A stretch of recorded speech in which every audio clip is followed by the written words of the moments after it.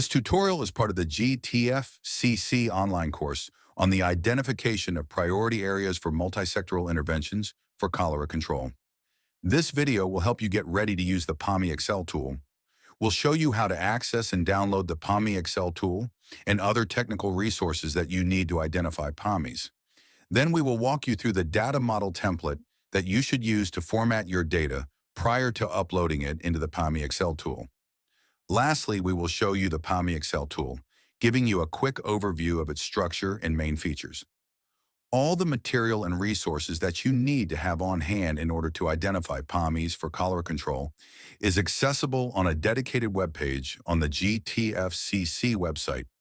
You can access this webpage at tinyurl.com/PAMI control or by scanning this QR code.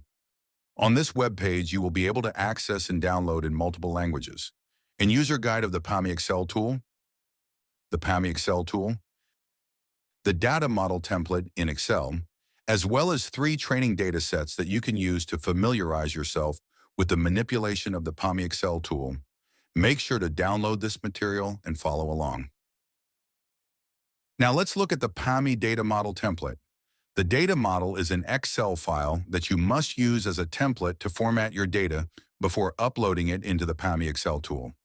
It is essential to follow the data model strictly, otherwise the PAMI Excel tool won't be able to compute the calculations. Here is the data model template filled with fictive data. Each row is a geographic unit. The data model should be filled for all of the geographic units of the country, even if no cholera cases were reported in a given geographic unit. Each column is a variable used for identifying PAMIs. The first 3 columns, in light gray, correspond to variables that are necessary to identify each geographic unit.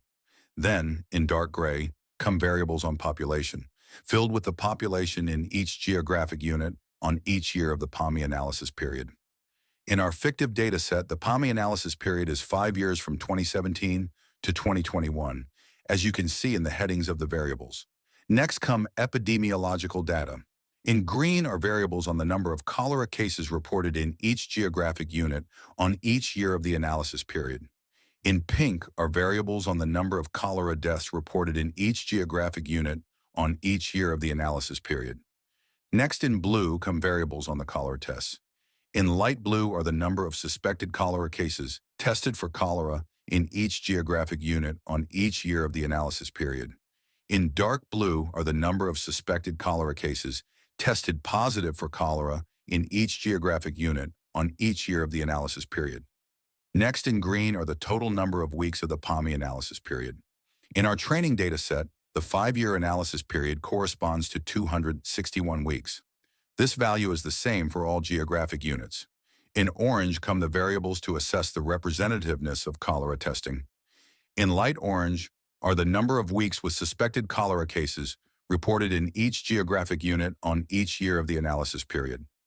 In dark orange are the number of weeks with suspected cholera cases tested for cholera in each geographic unit on each year of the analysis period.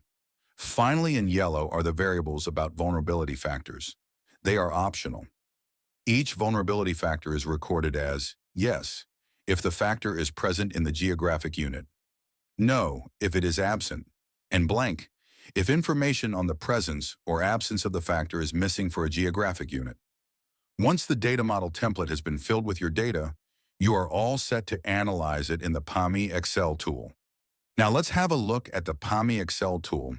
We will quickly go through the different sheets of the tool to show you how it is structured. In the video, we will show how the tool looks like when you download it from the GTFCC website before importing any data into the tool. Watch other GTFCC tutorials to see how to import data into the tool and to go through the different outputs of the tool in more details. First is the information sheet. This is where to find summary information about how to use the PAMI Excel tool and links to additional resources for using the tool. Next comes a sheet to import your data. In the tool, this sheet is called Data Input Table. This is where to paste your data, formatted in accordance with the data model template. Then comes a calculation sheet. In the tool, this sheet is called R1 Priority Index Calculation. This is where all calculations for PAMI identification will be automatically performed with your data. The next sheet provides an overview of all parameters for the calculations. In the tool, this sheet is called R2 Overview Tables. This sheet has three main sections: Data Overview, Epidemiological Indicators, Testing Indicators. This sheet provides information on key parameters of your dataset and how calculations were performed accordingly. Next is a summary sheet on the Priority Index.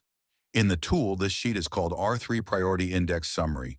This sheet provides summary statistics to be discussed at the PAMI workshop to decide on the priority index threshold, taking into account both the feasibility and the potential impact of the future NCP. The next sheet is about vulnerability factors. In the tool, this sheet is called R4 Additional Factors Tables. If applicable in your country, figures on this sheet will help you explore vulnerabilities to cholera at the stakeholder validation by providing summary information on the presence and absence of vulnerability factors. The last sheet of the PAMI Excel tool is a summary export sheet. In the tool, this sheet is called R5 Table PAMI Export. You can use this sheet to filter, manipulate, and export the outputs of the PAMI analysis. You're ready to use the PAMI Excel tool. Make sure to download the material available online and to format your data in accordance with the data model template. Then you will be all set.